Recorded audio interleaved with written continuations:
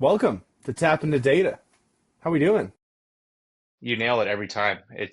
Every I time. every time I just I can't even do it. Like I practice it in the mirror and I'm like I can't even do the whole tap into data and nail it. But you See, you I have have no it. shame.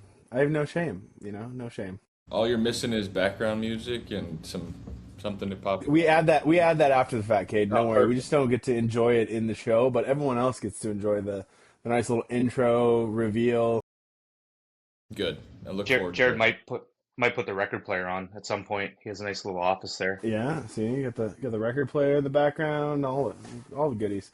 I've got one So here. we People got think, Caden with us today. Adam, you just gonna Yeah. start talking? You're not gonna introduce Caden? Caden, JMS Energy. Here we are. We're gonna talk about data. Welcome, Caden, First to of the all, show to Tap into Data. Thank you happy for having birthday, me. I've man. been looking for. Yeah. Thanks. Yeah. I've been looking forward to being on. Appreciate it. Big 3-0, which kind of shocked me a little bit. Yeah. No. Jared said, I'm only 30. That means I look 40. He's surprised I'm only 30, which is fine. Typically see you with no hat on, so it kind of the age was a little bit of a different shock for me. So Yeah. Yeah. No. One of the I thought I'd for a while now I've planned on going to Turkey and getting some hair, and then I realized that you still have to take all the medicine to keep the hair, and uh, I'm not real big on that. So I've just decided I'm gonna be bald and just live with it. yeah, no doubt. How's the Houston area? Good. Well, I guess you're in I'm up in Austin, Austin. right? Yep, I'm You're up in in Austin, yeah, Austin. yeah. Man, it's good, man. Yeah, it's just starting to heat up. Having some warmer days. Since it's my birthday, I took a half day today and went out on the lake and did some fishing. Caught Nice. two Nice. two whole fish in like 4 hours, so still better than Two zero. whole Still fish. better than zero, but no, it's good, man. Yeah, um, starting to pick up around here.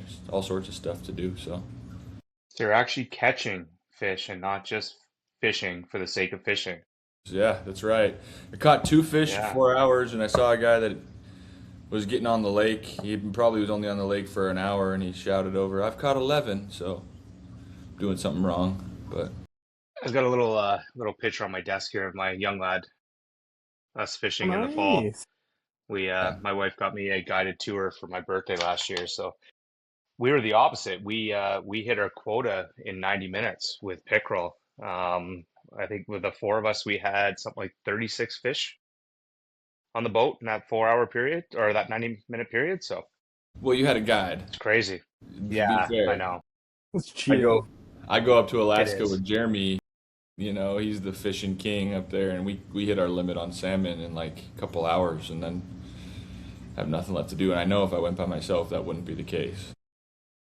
Well, it's something that you pay for the expertise, right? And I think Yeah, that's a good lead in to talk about data here, about your business. I know, and I have to put this plug in. Gurmeet asked me to throw this in there about Smartsheet. So Gurmeet was our first guest on the show, and talking about Smartsheet and other AI tools and stuff. But when I was talking to him today, he's like, just make sure Caden puts a plug in for Smartsheet. Like, let's talk about it, right? So,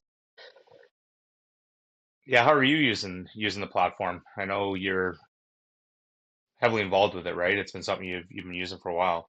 yeah, yeah. We're going on 4 years now using Smartsheet. I'm happy to talk about Smartsheet. I love it. Man, it's huge. When I first started at JMS, um, that was kind of the goal from the very beginning was capture data. That didn't, quite exist, and then even in the whole industry, there wasn't a lot of people doing it, especially the way they're doing it now. So started out in spreadsheets, which don't, necessarily talk to each other, and moved that. Of course, we got Procore and different SMSs and CMS systems and whatnot, but as far as all those spreadsheets that we were building to track KPIs and build those different tools, not talking to each other. Once I discovered Smartsheet, man, it was like a breakthrough. Everything can talk to each other. Everything can be, rinse and repeat. So if you like something, you can keep it and just keep using it. And that's pretty much what we've done. We've, all of our bidding, it's become our OS for high level management. All of our bidding happens there. And then we've created all of our spreadsheets, and dashboards and everything that we use to track those KPIs inside of that, and we rinse repeat. We are able to turn and burn. Our business, so like my side of the business is services specifically. We do have EPC capabilities. We've got a whole EPC team, but for 7 years now, I've been running the services side of the business. So we're, like you guys probably know, that's a real turn and burn business. Um, I'd probably get, there's some weeks where we got 24 different opportunities to bid out in a week. So we have to be fast and be able to have that data to go back to down the road is huge. Just matter of fact, yesterday, bidding some V163s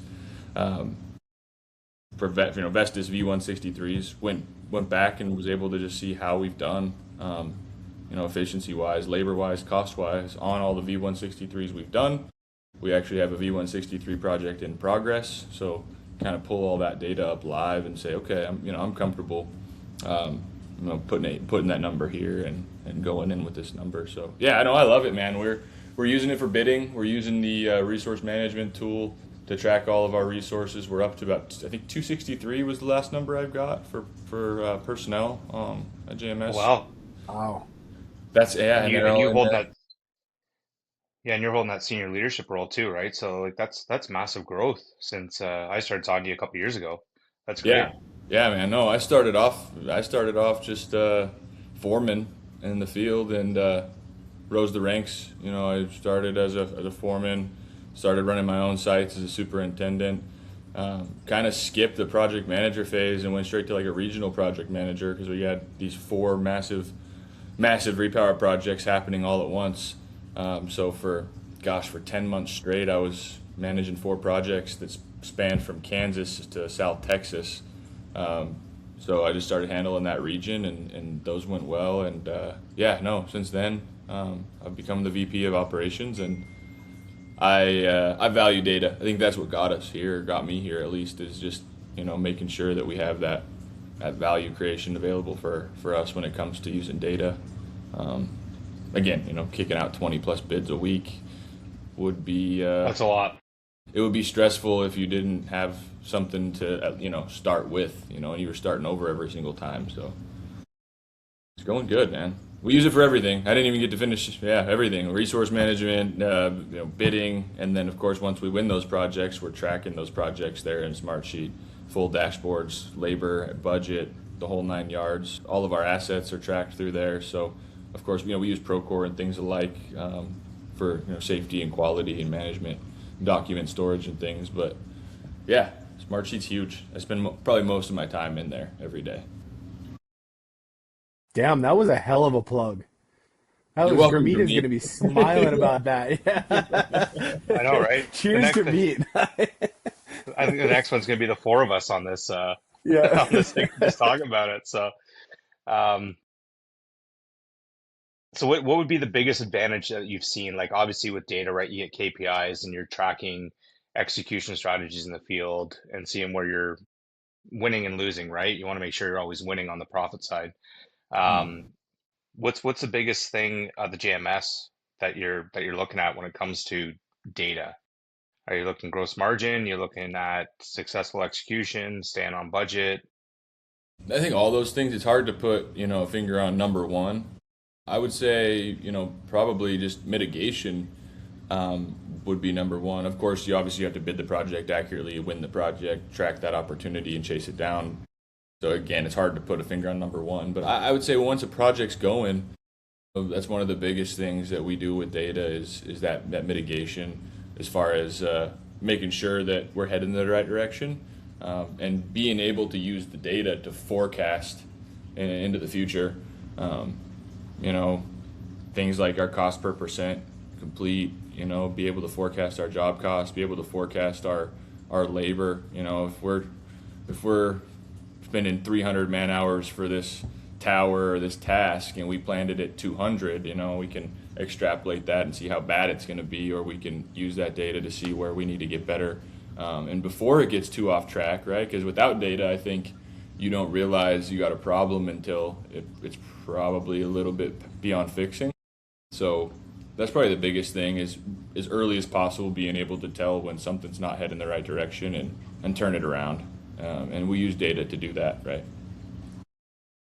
Yeah, because if you have data that's even 7 days old, it's almost too late, right? It's hard to fix a problem when it comes to risk mitigation. Um, you almost need that, well, obviously Smartsheet and other things like get that data almost in real time so you can execute your strategies in your business appropriately. Yeah, no, 100%. Yeah, I mean, on the daily, we're kicking out the plan of the day, which comes with all sorts of numbers and percent completes and the 3 day look ahead. So, you're just trying to tell the future as early as possible with those numbers and percents and tell yourself if you're on the right track or not. Fix it. No, right on. Jared, any questions for the man, for the birthday boy No, or I no? mean I'm like you guys are race off to the races, just growing and doing projects. I guess what kind of as you guys look into 2026? Obviously, we just wrapped Q1. What's your main focus, or where are you spending most of your time as far as projects? What type of projects are you building? You said mentioned some repowers in the works. Yeah, well, we got some cool stuff underway right now. Our EPC team is doing a really cool cross OEM conversion in Pennsylvania at the moment. They're taking a bunch of Nordex N90s and N100s and turning those into V120s. Um, we like to say that repower is kind of our bread and butter. We started pretty early on, in some of the first repowers, especially those cross OEM conversions, and so we like that challenge. We like getting good at that challenging stuff that maybe other people don't want to do or don't know how to, put a number to it. So we take that on. Yeah, those guys are doing that conversion up there. We've got a lot of new construction this year for sure. Last year there was pretty heavy in repower though, and I think moving into 2027 we'll see a little bit more repower. Our solar team has been building some tremendous momentum. We just wrapped up a project, just supporting a customer. We didn't start the project, but we came in and helped see it through. And that was our record on the services team for manpower on a site. We were like 73 deep out there, so that was huge. And now we're rolling in. We've got a whole bunch of more solar opportunities to kick off throughout the year. And that's been a slow and steady build for our part of the business. For 30 plus years, JMS has specialized in primarily wind. But over the last 4 years, of course, we used to be JMS Wind Energy. We rebranded, took that wind out because we're doing solar and battery as well. So, yeah, just continuing to try to broaden those horizons and outside of wind. Solar's building momentum. Yeah, BESS is a tricky one for sure. We did a lot of BESS work in 24 and early 25, but things have slowed down for us as a service group in BESS. I think we found that there's a lot more opportunity as the EPC or BOP when it comes to battery projects. So we're targeting those more um, from from a buildable side. So It's pretty impressive. I mean, I've been on. That's where I've spent a lot of time in the last years. Is kind of more on solar as opposed to wind, just because there's a lot of build and growth going on in the solar industry. But yeah, it's impressive to your point what you see like when you go to a solar site, especially the larger ones, and there's like hundreds and hundreds of people out there. it's great. It's Yeah. impressive. We don't have that in Canada, right? Like our solar footprint is very, very small. And you see some of the stuff in the US and it's just like you're looking at concessions and hectares of panels, right? And here we're looking at last week I think our largest project we were just on was like 2,000 panels, which is very small, right? When you look at the US. I think it's just a political thing right now. Wind seems to be more of the opportunity. I think you'll see solar kind of poke its head here a little more throughout the course of this year and next year. I don't think it has anything to do with like the amount of light and stuff. Because really, like you get into some of the US, right? You get northern states kind of have the same environment we have. And it's surprising because like at least all the numbers that I've ran when it comes to the data aspect of it, solar is more profitable, right? There's not as much maintenance to it. You have a big, large machine. And I was actually just on the phone with an OEM, and they're like, "We're bringing 91-meter blades now into the Canadian market." Like that's crazy. Like how is that a profitable position Never. when you can look at solar, right? And you just and with a battery backup. and that sort of stuff. So I think you'll see it pick up, especially Atlantic Canada. I'm working on some pretty cool projects right now for rooftop solar. Oh yeah. Um, and I'm kind of selling it like you already have the infrastructure there, right? People are so concerned about green space and taking away the property and that sort of stuff. But when you can already have the structures, the infrastructure's there, just put it on top. No one sees it, right? Once that install's done, you're not seeing something on a roof that's 2 to 5 stories tall. It's already there. So and the incentives are pretty good right now in the Canadian market for this sort of stuff. So What about microgrid? I mean, not just for solar, but just microgrids. Are those taking off the way they are here? we had a microfit program about 15 years ago when you guys were still probably in elementary school, by the sounds of it. Um, and it was pretty big. Like they were paying a lot on the PPA side of it.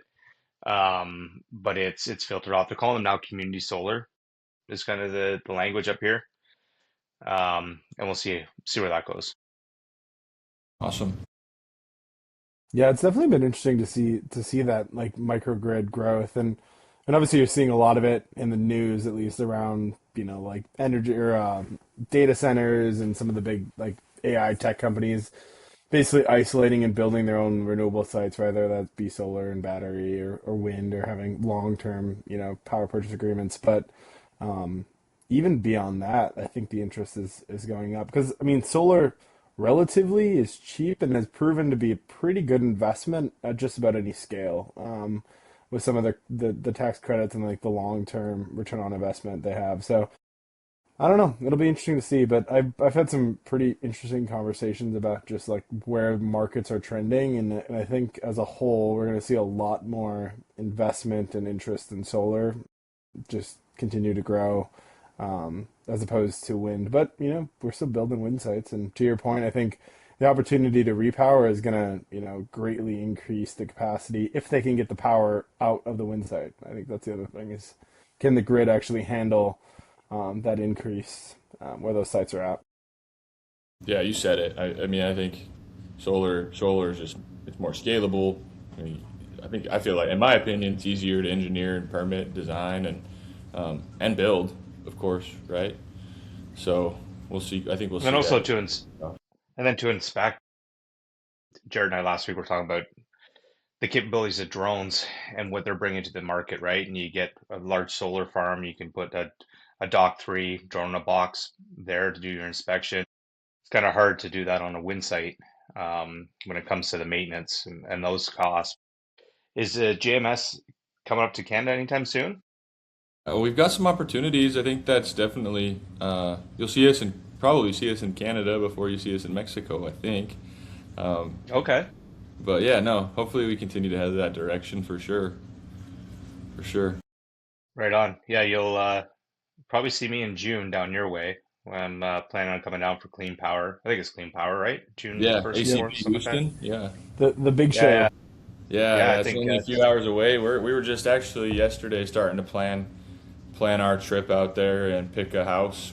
We've been liking to do that Airbnb thing and get everybody just to stay in the same spot. So we'll have to throw a little shindig in that's it. Houston.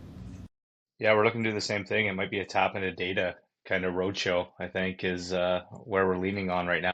No, that'd be sweet. Yeah, that'd be a good time. Yeah, yeah. Get a nice Airbnb across the road or nearby the convention center and Yeah. do some filming. Hopefully one of these years they do ACP Austin because man, it's there's a lot of good spots here. Austin's fun. Yeah. Oh That's yeah. I love going I've to. heard I that. would love going to the Blade show in Austin. That's like one of my favorite shows of the year. Not only because Blades is awesome, but Austin's a cool place to hang out for sure. We've got a solar conference. I think it's this fall here in Austin. Yeah, Adam, For that. what do you think? Have to get there. Yeah. So aside from business, Caden, I know you like to work out. You're having a mocktail today. Yeah. How do you use data in your personal life then? How do you use it when you're at the gym? Every time I see you, you get bigger and bigger and bigger. So I know it's a Trying, man. competition between some of the folks in the organization, but yeah, Yeah, no, I was the biggest. I think I was the biggest person. Craig will watch and argue with me, but bigger than Craig now. Uh, and then I hired an engineer. He's a good buddy of mine, and he's a monster, man. He played football at Texas Tech. His name's Omar. He was on a list. ESPN made a list of like the top 50 freakiest athletes or something, and he made that Wow. he made that list because of his numbers that he puts up in the weight room.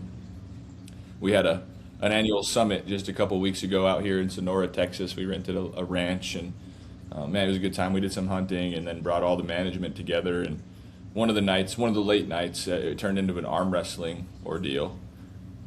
Yeah. How did that fare? I was undefeated till I went up against him, man. But Yeah. no, That's awesome. data in the gym and data in my personal life. Um, I guess just to my health. My wife just got me really cool body scan scale that I've started using for the last few weeks, and it's kind of like those deals probably you've seen at like the doctor or the gym or whatever that tells you as much as it can about you and your weight per limb and muscle and your fat percentage in all the areas of your body, and it tells you all sorts of stuff, man, like your mineral density in your bones, your blood, your water, hydration levels, Yeah. your cellular weights, all these crazy things. But what it does is it puts them in a chart for you. So, you can go and look at just that one thing, right? That one metric, maybe say it's body fat, and you can see it on a chart, which direction it's headed. And yeah, super interesting because, yeah, like there was like a 2 week period where I was just super busy. We had our work summit, had a bunch of other stuff going on, and then of course I come back and have to catch up on work, and so the gym was neglected.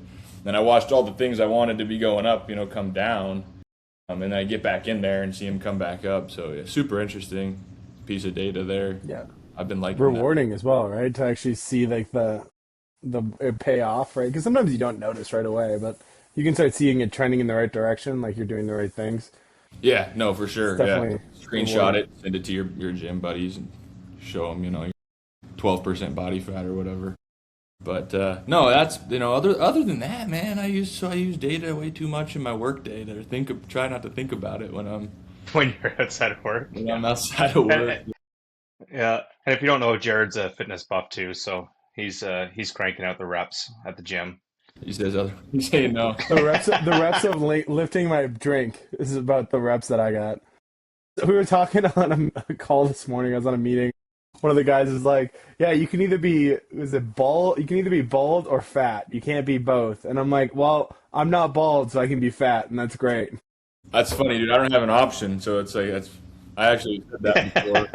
I'm like, yeah, dude. Well, I gotta stay with that. God, what's his name? Jason Statham look. If I gotta keep the muscle Oh on. So yeah. Keep trimming, yeah. You can yeah, if you can keep the Jason Statham look, you're doing pretty damn good. I would agree on that one. Yeah, I keep getting pictures from Jared all the time. He's on like the Peloton and he's sending me a picture of the screen. I'm like, you're just watching a movie. That's all you're doing. You're actually not doing anything. make sure you stand up on that thing, man. Oh, that's how you're supposed to do it? I just put a lawn chair over the sides, the belt runs underneath. I used to hit the exercise Oh, bike. That's I was funny. so I was boxing in a past life. I boxed and I boxed professionally too. But I just hated running. It was hard on my knees, so I'd swim a little bit and I would ride the bike all the time. I put on one of them freaking altitude masks like a crazy Oh yeah. person, and I would just ride the bike. My buddy would always tell me like, dude, you make sure you stand up on that thing. Make sure you want to have kids later on in life. Cause I'd be sitting on that bike yeah. pedaling for like 2 hours straight. But I was a big that was one of my favorite things to do in like high school and college was bike. I never have liked running. I still hate running. I have friends who run and they try to get me to, and I just can't. But I really enjoy biking. So back when I was actually in shape, some 10 years ago, that's what I would do. I'd bike every single day. And hey, I have two kids now, and I don't have to worry about more kids. So I guess I should just cycle the day away. You should just ride that thing for hours. Just get a little stationary bike, workstation. Just put my work desk up and just bike all day. Get a couple screens up there right in front of it. Yeah, I You'll mean be the set. Peloton has like a 27-inch monitor on it already. You just tap into that thing, you know. Crazy. What do you do to work out, Adam? Let's talk about Adam's workout routine. Trying I to have a keep up gym. with his wife. I have a gym in the Wife's basement. the Yeah, Jimba. my wife's a strength and conditioning coach for all the varsity athletes, yeah, at the university here. So she's in the gym all the time, and she likes to send me things on Instagram that really get me going and get me into the gym. And it's yeah, like thanks. That's a subtle hint, But isn't it? Just to you know say, you need the motivation though, right? Like that's the motivation what it's all about. I know I'm too busy running this Tap into Data podcast. Yeah, well, someone's got to do it. I know. Well, boys, I think it's been a pleasure, Caden. It's been a long time coming to get you on the show. I know we tried to do this a couple weeks ago. Appreciate you coming on, and Yeah, man. hopefully we get to see you here in about 5 weeks, I guess. Yeah, Boat. no, we'll be there in Houston, About. man. If you ever come down to the Austin area, let me know. We'll go out and do something. But appreciate you guys having me on. Adam, it's always good talking with you. Jared, it's great, man. I like what you guys got going on here. All right. Well, we'll talk next time, and until then.